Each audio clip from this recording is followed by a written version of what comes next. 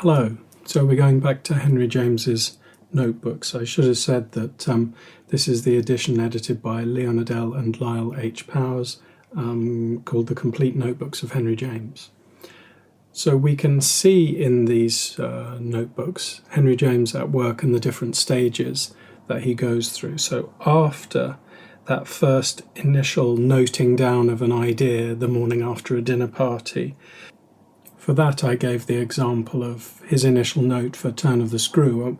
There isn't a developing note for the Turn of the Screw, so we're going to have to look elsewhere for that. What he does, though, is to talk over with himself and with his good angel, who he calls mon bon or mon ange, the idea. He wants to examine the alternative ways in which its possibilities might be developed, or how it might condense into specificity. James asks whether the potential of the story would be better fulfilled, say, by having the characters be or do this or that, or having the story told from this or that point of view. He tries out possibilities on the page for himself. He talks to himself and his good angel, his muse.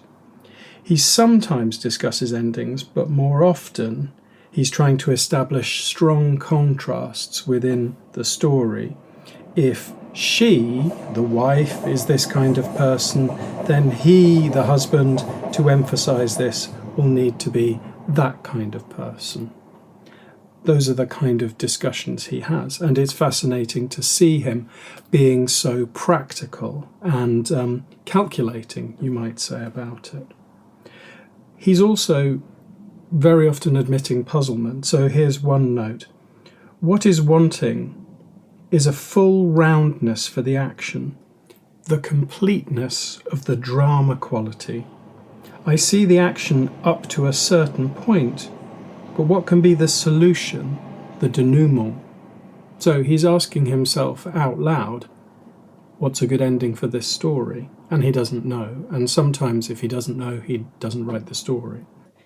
The piece I've just read out from the notebook refers to a story James did write, which he called The Old Things, and then it was published as a novella, The Spoils of Poynton. And this is how this note starts. There comes back to me the memory of a little idea I took up a year or two ago, to the extent of writing a few pages which I have just rummaged out of my desk. The idea suggested to me by one Mrs. Anstruther Thompson, whom I sat next to at a Christmas dinner at Lady Lindsay's. She told me an anecdote that I noted at the time in another book than this, and have just hunted up. So here we see James going back to an old notebook, revisiting it, and trying to have some improved ideas about what he wrote down at the time. We're going to turn to another note for the tone of discovery. Here he goes. I interrupt myself because suddenly in my imagination the clearing process takes place. The little click that often occurs when I begin to straighten things out, pen in hand, really tackle them, sit down and look at them in the face. I catch hold of the slip of a tail of my action. I see my little drama. There are 4 persons, 2 men and 2 women, not 1 woman and 2 men. You can see he's deciding on his cast. James is actually expanding who he's going to put on the page, and this is making his story a real possibility that he can write. The revelation about her husband's behaviour is made to the heroine by the second woman, not by the man who loves her. This is a calculated act on the second woman's part, she being in love with the second man. And then he says, this sounds awfully crude, but it isn't. As I see it all, it is a subject, and I can make it do for the English Illustrated. He's already thinking of his market. I needn't take time with expatiating on it here, but only begin it in good faith, and it will go. So, this is James in his next stage. After the initial note, he has the subject. This is kind of sketching out, and then he moves on, if necessary, to the what he called the divine scenario, which is more like a full plotting of the story. And I'm not going to read you out a full one of those. These scenarios, ones for novel, occasionally go on for 30 or 40 pages. I remember that when I picked up the complete notebooks of Henry James, it was from a remainder bookshop in Oxford, and there was a stack of them because clearly they hadn't sold elsewhere.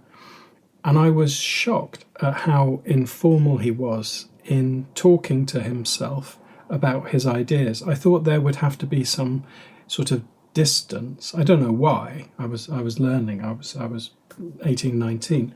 But I thought that there would be almost a technical language, but just talking to yourself in your notes in whatever language that you're comfortable with. Oh, this is rubbish. I can't be doing with this. I'm going to have to scrap the whole thing and go back to the beginning. But maybe if I have two characters as my main character instead of one, and they're very different from each other, maybe that will solve my problems. That kind of chat on the page can be a technical way of plotting better. It can be a way of you helping yourself turn an idea into a full-fledged story. Thank you for listening. Please like, share and subscribe, and I'll see you soon.